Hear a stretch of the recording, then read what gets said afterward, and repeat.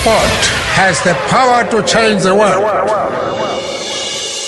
Very warm welcome to episode 7 of the Laureus Parasport podcast. I'm your host, Jean Smyth, and delighted to be in your company once again, as always, as we embark on the latest journey into the world of Laureus. In this episode, we change things up a bit as we blitz South African cricketing superstar Jacques Kallis, close friends, of course, with fellow ambassador Jean Smyth, who we posed this question to in episode 5. Final one, Jacques Kallis or Mark Boucher? For what? You can decide the context. I'm going to go Bouch because Kallis is easier to deal with. Can't handle the complaints from Bouch. No pressure, Jacques, and while his record at the wicket is simply extraordinary, we found out that his real career sporting highlight has been, you don't want to miss that, one golfer, a rickshaw hauling caddy, and a dog. Over 20,000 shots, 82 days, and a mere 2,000 kilometers. It's the mind-boggling longest haul ever, and for a man no stranger to adventure, Ron Rutland, an epic in every sense. You know, we had a bit of an accident in the preparation in terms of the cart when I tested it in Jonkershoek outside Stellenbosch with the wheel collapsing with too much weight on the top. So we did a few modifications, but I didn't have a chance to test it again. So the first time I actually used it was actually on the expedition itself, and we had some very nervous times at the beginning. And sun, sea, fun and games, but more importantly, time for Laureus South Africa to get together with all of its trustees, ambassadors and projects to share ideas, innovations, hopes and dreams. We travel to Mauritius for our annual summit. The reality is it's all relational. So it's about our relationships with funders. It's about Laureus's relationship with Mercedes-Benz. It's about our relationship with someone like Ron Rutland or Corne Crick or Morne Duplessis. And ultimately, we're all just people. Thank you for downloading and subscribing to this episode and for reviewing and sharing the series. You can find us on social media, Laureus_SA on Twitter, on Instagram at Laureus South Africa, and of course on Facebook. Welcome to the show. Well, a feature of the Parasport has been Blitz, where we pose 7 rapid-fire either-or questions to a guest. We've had the likes of Daley Thompson, Jean Princess Charlene of Monaco, and, as you heard earlier, Jean Smyth. And now it's the turn of a true South African sporting great. Jacques Kallis scored over 13,000 test runs and took nearly 300 test wickets. We'll find out what he's up to now, later in the program. But first, 7 questions, either or. If you want to stop me at any point or you want to pass is not an option. So to start, Brian Lara or Sachin Tendulkar? Brian Lara. In any sport, Australia or England? Australia. Leopard Creek or St Andrews? Leopard Creek. To tour, India or Bangladesh? India. All Blacks or Wallabies? All Blacks. London or New York? New York. And finally, Jean Smyth or Mark Boucher? Jean Smyth. He went with you as well. Jacques. Yeah, just to piss him off. Well, it looks like we're going to have to go to Mark Boucher next to settle things once and for all. Late August presented a unique opportunity for Laureus South Africa and all of its key stakeholders to come together. An opportunity for projects, ambassadors and trustees to spend time with each other and share their respective visions and learn from one another as they continue to use the power of sport to effect positive change. Over 20 projects along with country patron Mercedes-Benz all coming together under the proverbial umbrella, and in this case that's apt. Let's make that a beach umbrella at the magnificent Paradis Beachcomber Resort in Mauritius. We've just arrived at our first day of the Laureus 2017 SA Summit. Extremely excited to be at the Beachcomber. It's going to be a hard day to concentrate, surrounded by all this beauty, but we look forward to it. The Sport for Good component has become probably the backbone of the organization, and it's now 17 years with 150 projects supported on the theme of using sport as a tool for social change. Sport was such a massive part of my life, so anything that I can possibly do to get other kids involved, harness their talent, try and create a little bit of interest, and particularly improve their social status or situation that they're in order to get them to think about life differently and enjoy, just an enjoyment of playing sport is so vital. Cindy Ross, Mornay du Plessis, chairman of Laureus South Africa, and former Proteas captain Sean Pollock, all among those in attendance. A packed program covering topics such as governance, leadership and sport for development. Ambassador Dan Nicol and Luke Lamprecht from Fight with Insight tell us more. Very informative. We started the day with a guy called Michael Pedersen over from Denmark. He's an expert in ethics and governance in sport. We then had the chance as ambassadors to talk about Laureus, what we're doing, how we'd like to do more, and we all do because we're all so passionate. The reality is it's all relational. So it's about our relationship with funders. It's about Laureus's relationship with Mercedes-Benz. It's about our relationship with someone like Ron Rutland or Mornay du Plessis. And ultimately, we're all just people. And despite your professional roles and your professional kind of achievements, the reality is everybody's actually striving for the same thing. And the take-home is that we are all on the same page. And how do we leverage each other to do the right thing to help young people in the country? Special team building features including an amazing race. Former Springbok Butch James, a star of that. While for the likes of Desiree Ellis, Ilana Meyer and Chester Koyana from Le Village, a thoroughly enjoyable few days. And a final word then from Mornay du Plessis. We read about the projects, we visit the projects now and then, but to actually see it, what they really do, to actually be part of it, it actually opens your eyes because you now realize the big impact they're making out there in the communities and the big impact they're making not only in their lives, but in the lives of the kids. So again this week really learned a lot, met some really interesting people and, go back inspired and, encouraged by what others do because, often, it's a tough terrain to operate in, it's steps forward and steps back, so it's good to be part of a community. Yeah, so really enjoyed ourselves out here in Mauritius and really looking forward to the next summit. Dan did make some jokes around possibly here again, so who knows, we'll see what happens. Beachcomber have been magnificent. I mean, this is a magnificent resort and it's a paradise. There's no doubt about that, and they've gone out their way to make this a successful conference, obviously also supporting us financially. Mercedes-Benz, I've mentioned them, without their support we can't do something like this, and this has gone a long way, I think, to improving the standard, or will go a long way to improve the standard of our work. Still to come then, our interview with Jacques Kallis, who's taken on a new challenge as a coach in the exciting upcoming Global League T20, but perhaps recently achieving the greatest sporting achievement of his life. It's probably something that I wasn't really thinking of. We were playing in a charity day up in Komati Poort at Kumbaku, Harry van Dijk's day, and we had a very festive night the night before, so I wasn't feeling the strongest the following day. As part of our annual sporting breakfast series held around the country with Mercedes-Benz, we hosted the latest member to join Laureus, the Soweto Canoe and Recreation Club. They're linked to the feature film Beyond the River, which has become such a big hit both locally and no doubt will gain international appeal too. Well, we might be in line for another feature film in time, as the story of the longest hole no doubt will have screenwriters clamoring. All in aid of the Laureus Sport for Good Foundation and the South African Golf Development Board, Adam Ralston and caddy Ron Rutland have just completed something extraordinary. They've walked across Mongolia, golf clubs in hand, over 2,000 kilometers, over 20,000 shots played, and a dog. What a story. We've asked Ron to suggest 5 significant photos from his trip to give us just an idea of what it actually entailed. So please go to the Laureus South Africa page on Facebook and listen along. The first photo sees Ron working on his golf bag, or rickshaw, with Adam and their new companion resting in the foreground. Jean, we had a bit of an accident in the preparation in terms of the cart when I tested it in Jonkershoek outside Stellenbosch with the wheel collapsing with too much weight on the top. So we did a few modifications, but I didn't have a chance to test it again. So the first time I actually used it was actually on the expedition itself, and we had some very nervous times at the beginning. Certainly, I think in hindsight, we should have made it a little bit lighter, probably be the one change, and probably a little bit narrower.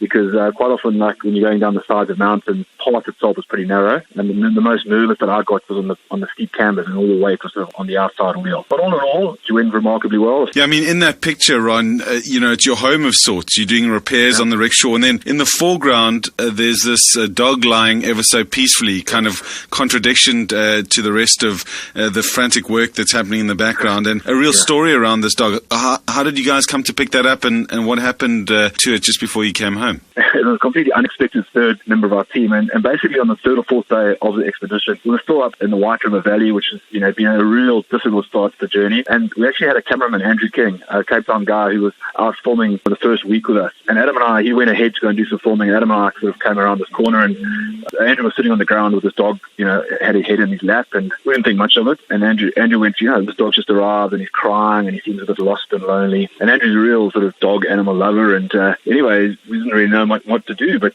as we sort of got up to carry on walking, the dog started following us, and we thought, I wonder how long he's going to stick with us. And we didn't see any vehicles or other people for the rest of the day. And that evening, we gave him some food, and we woke up the next morning, he was still there. And all of a sudden, we realized, he was walking with us, and we were feeding him, and we were taking, although he was lost, we were taking further and further away from his home. So there were a few vehicles that were transporting hikers that came past us during the day, and we sort of asked them whether they'd be willing to take this dog back to where we'd found him, and no one was particularly keen. And after a couple of days of feeding him, and he sort of started becoming more and more part of the family, and he's an elderly dog, but he sort of kept up at the pace. And then one day we sort of said, we better give this dog a name. He's with us, and we sort of pulled out the name Ulaanbaatar, short Newbie, because we thought at this rate he's going to get all the way across the country with us. And 77 days later, and about 1,900 k's later, he trotted into Ulaanbaatar with us. What an amazing dog in terms of his loyalty and his endurance, and then towards the end, the biggest concern is what do we do with Newbie? So there was a lot of local interest in him. We had one or two offers that fell through, and then we were going that afternoon to the local national park. Some of Adam's friends and family had flown from Hong Kong. We all sort of took this day trip out there. We took Newbie with us, and actually Andrew and I went for a walk that afternoon, that evening, and Newbie followed us up this little, almost like the Lion's Head equivalent, I guess, of this park, and sort of looking over this valley. And there's just there's a few Gur camps, but it's just this most incredible wilderness you can imagine. And Newbie was sitting on top of this mountain in the sunset. And Andrew and I said, worst case scenario, we leave here tomorrow, we just leave Newbie here. He's a survivor, he's semi-wild, and he'll be fine there. This is where he's meant to be. And long story short, we actually met this elderly couple who sort of were caretakers, I guess, for one of the camps, and they agreed to take him, and they welcomed him as a member of their family. And they said, what an honor it is that this dog, that you would be willing to give us your dog, and that they didn't treat it as a burden in whatever way, whatsoever. And Monday morning we had to leave because Adam's family had to fly out, and everybody else left Adam and I to say goodbye to Newbie, and eventually the bus was waiting, and we had to turn around, and we sort of just praying, and he doesn't start yelping and screaming, realizing that we're leaving him. And I sort of took a last glance out the bus window, and he was sitting there relatively peacefully in his new home. You speak about fishing there and water, and I think a lot of us don't associate Mongolia with a lot of water, but there's this great photo of you guys with a group of children. Can you tell us a little bit about that photo, but also from the sense of your overriding memory of the people there and how widely known golf was there? Did people think you guys were a little bit mad? There's certainly an element of just utter bewilderment when people came across us. First of all, two foreigners walking. As people had experienced foreigners or come across foreigners, almost inevitably they would have been in sort of big Land Cruiser or on a guided tour of some sort, or maybe a big fancy BMW motorcycle. You can almost see their minds going, well, surely why would you walk if you can be on a motorbike? And again, I would say 95% of people we came across would never have seen or heard of golf. It doesn't mean they're not sports fanatics. I mean, there's some like horse racing and various sort of game, wrestling. There's a huge sporting culture in Mongolia, just completely different to anything we know in the West. But as soon as people, and we had a magic letter, which was a letter that we'd written beforehand and translated into Kazakh and Mongolian, the two main languages, explaining who we were from, that we were playing this game called golf. And people, see us, hitting little white rocks with a stick. And I'd say that Mongolia are actually naturally pretty good sports people and pick it up. But it's incredible how power of sports is sort of bridges cultural gaps. So certainly it was a great icebreaker many times. And as I say, the magic letter was a great way of sort of introducing ourselves. We've been invited into Gur camps, to the traditional Mongolian hut, and people would invite us in for food and tea. And often when it was cold, we would go knock on people's doors and invite ourselves in. There's a bit of a place to warm and dry out. And when you go to these rivers, 90% of these rivers are just absolutely crystal clear. It was running straight off the mountain, and you just be able to drink out of these drink out of these rivers, and it's, again, the simplicity of it, and you realize it made you feel a bit humbling at how soft we really are. You speak about the beauty of the country, Ron, and there's this incredible photo of you guys camping under a night sky, obviously the lights coming from within your tent. You're very exposed to the elements. I know that's something we spoke about before you left in terms of what you might be worried about. Was it ever particularly bad, and have you had time to kind of lie back and think about even what your next challenge might be? There were times on this trip where I've never been that cold in my life, particularly the first few days. It was appalling up where we started in the mountains. I mean, there's a permanent glacier at the base camp of this peak where we started, so it was never going to be cold, but you're basically permanently wet, and putting up a tent in the rain and getting up and having to go head off the next morning in the rain and the wet, not particularly pleasant. And then through the northern Gobi Desert, quite the opposite. I mean, we were waking up at sort of 4 a.m. and just waiting for it to be light enough to hit the first ball and sort of playing golf for 4 or 5 hours until it just became too hot. Often when the weather was good, you'd go to tent and just, you'd sleep outside without your fly tent and be able to look up at the sky at night. And there's absolutely zero light pollution or zero pollution of any sort. And, I think in modern life, it's quite hard to actually, unless you go to the middle of the Karoo or the middle of the outback in Australia or whatever, it's very rare to have just absolutely perfect skies, and the Milky Way above you. So I guess living outdoors in nature, you sort of have the ups and downs, and you have to take, you take the rough times with the good. And again, you asked a question about what next. It's too soon, yeah. I mean, I think we have, particularly with UB coming into the picture, I think we have the makings of an incredible documentary. There's a lot of work now trying to find funding that's turning into something that we're proud of and we can sort of take to independent film festivals or potential broadcasters. That's a project on its own, which I'm quite excited about, and we'll see how that turns out. Golfer, Dog and Dog's Body, perhaps the title of that one. Final photo, Ron. It's an incredible shot. This, again, beautiful vista. It incorporates yourself, Adam, and of course UB as well as your cart. And I think perhaps just overall, just in terms of setting out to achieve what you hope to, obviously the physical achievement was there, but of course in terms of what you hope to do for Laureus Sport for Good and SAGDB as well.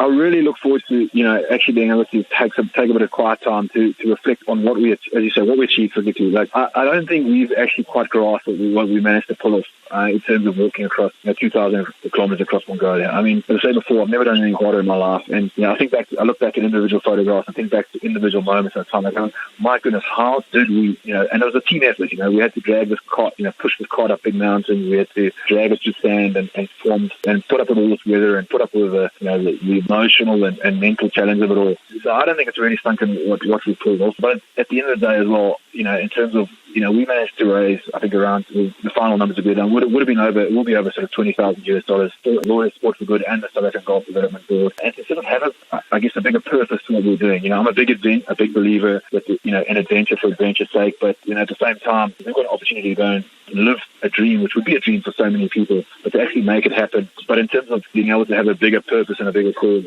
and I think I'm delighted with what we managed to pull off. It's easy to throw around numbers before you leave about how much you want to raise, but but to try and judge the expedition as a successful failure based on those numbers, I think would be silly. So we're super proud of what we've achieved, and hopefully in some small way made an impact for two organisations that makes a huge impact on using the power of sport in golf, and as we all know, Laureus in 100 projects around 50 countries around the world across all different sports. Hopefully we've managed to leave some sort of legacy for them.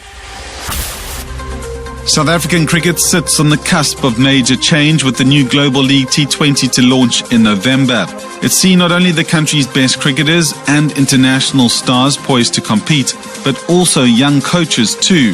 Jacques Kallis, relatively young in coaching terms then, will extend his association with the Kolkata Knight Riders by coaching the Cape Town team of the same name. I caught up with him and started by asking what sort of impact he feels it'll have on the local game.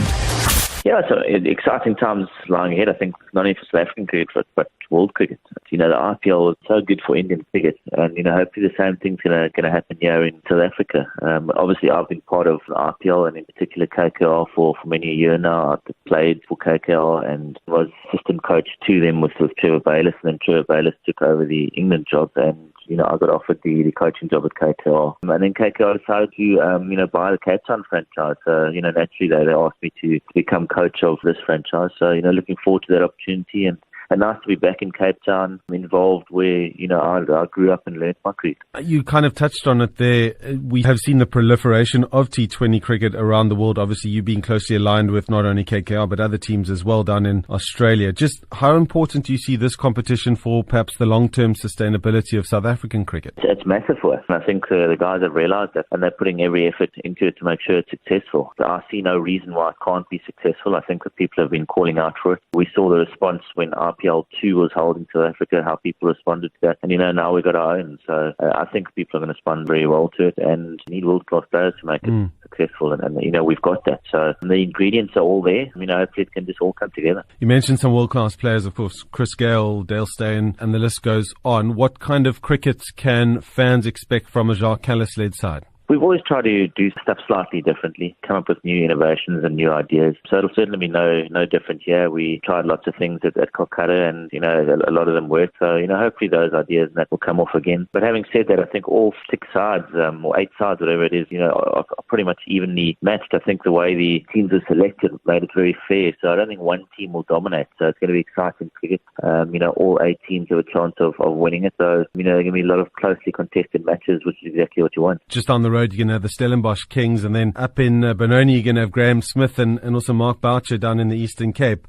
How much are you looking forward to coming up against them from a coaching perspective? Played against a lot of the guys for a long time, and nicely a lot of young coaches that are coming into the game and giving something back. I think the game has changed so much over the last sort of 4 or 5 years. It's important to have these new coaches that understand the modern game and the way it's played. So it's great to come up against these guys, and like I said, it's nice to see the guys giving something back to the game. Jacques, just in the last couple of weeks, we have had this official confirmation from Cricket South Africa around the appointment of Otis Gibson, former West Indies fast bowler, of course, assistant coach with England, and he spent a number of years here in South Africa. What have you made of his appointment? I think it's exciting times. It's almost like hitting the reset button. So, Otis been part of the South African system. He understands it. So, that's an advantage for him. He's obviously worked with England, and the guys have really enjoyed him there. And you don't stay as long as what he did with an English setup if you don't know what you're doing. So, I'm looking forward to see what he has to offer. I think the guys are excited about it. And hopefully he can get us back to number one in all 3 formats, and we can be setting the standard for the rest of the world. You said reset, which I think is probably an interesting way to phrase it. Do you feel that the last year or two, 18 months, it's just been a little unsettled in South Africa? Is this feeling like this is to take a step forward for us? Yes, I think so. I think the one thing that, we can perhaps improve on, and it's not a major thing, it's a little thing, is making sure that our bad days aren't as bad as what they've been. I think if we can just make sure that the bad days are half as bad, it still keeps you in the game, and it allows you to fight back where, I think our bad days probably have been the one area where we've let ourselves down. They've been really bad days. The good sides find a way to make their bad days not as bad and keep them in the game. A couple of questions for Gibson to consider immediately with the Bangladesh series starting later this week. Around the opening berth, as always, we've had Stephen Cook, Heino Kun, who's been in the mix and didn't have a great tour of England, although admittedly just in the 3 games. And then Adam Markram also comes into the setup. Are you concerned around that dynamic at all? Any other particular areas in the side? Or do you feel that it will naturally kind of just come right? Yeah, I think, look, with all due respect to Bangladesh, they're not the toughest opposition, especially here in South Africa. So I think it'll be, a good way for someone to start and claim that spot. It is a slight area of concern that we've gone through so many opening batters, but hopefully we can find a settled pair now and sort of move forward from this and give somebody a good run. It's not easy, certainly on Heino Kun, who opened the batting in England. It's not easy to open the batting there. So, it is tough work. But it's a nice way for us to start against Bangladesh, and hopefully we can just get back on winning ways, get the confidence going again and move forward from there. Jacques, you're not only a Laureus ambassador, but you also, of course, run your own foundation, which perhaps not as many people know about that should really. Could you just give us a little bit of an update as to where you are at the moment and how many youngsters you guys are putting through school? Yeah, about 10 years ago, we started the Jacques Kallis Foundation. In a nutshell, it's basically giving kids an opportunity to go to the schools that they wouldn't be able to go to if it wasn't for the foundation. Primarily, looking at the most talented young cricketers from unfortunate backgrounds. And, we've got Selborne, Wynberg, Maritzburg and Pretoria boys.